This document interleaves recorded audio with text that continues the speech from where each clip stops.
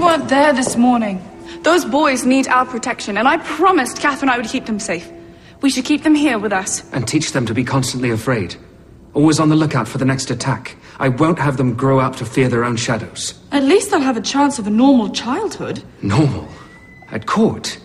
This is absurd. You feel guilty for taking away what they had, so you want to keep them around, never mind what their lives might be like. And you feel guilty because they remind you of Francis, so you want to get them out of sight.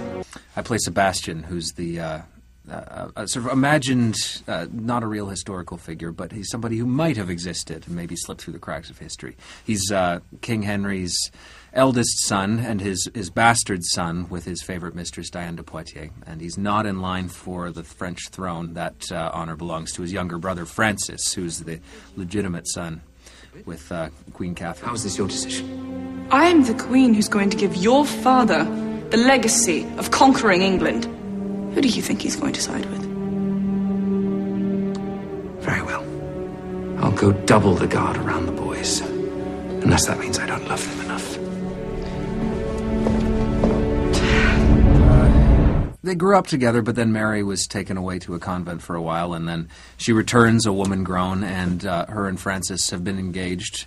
And so they've always expected that it'll be those two together, and I've always expected it will be that as well. But then when I see her again, I see something in her.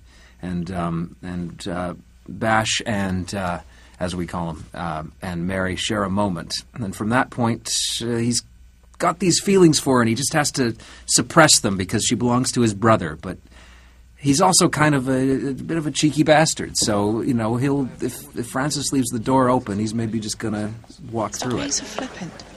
Your people are trying to get to know you. This is important. History dictates that certain people in our story are going to die at certain points, and people that people have become very attached to. I don't have that problem. So they could either use me as kind of the common thread, the sort of, the character that you've known since the beginning that kind of makes it all the way through, but somehow just slips through the cracks of history, conveniently finds a way to avoid ending up in the history books. Or they could just kill me tomorrow if they decide that I'm boring, I don't know. It could go either way, but there's a lot of freedom in that. I basically just look at the scripts and go, oh, that's what I'm doing this week. And it's fun.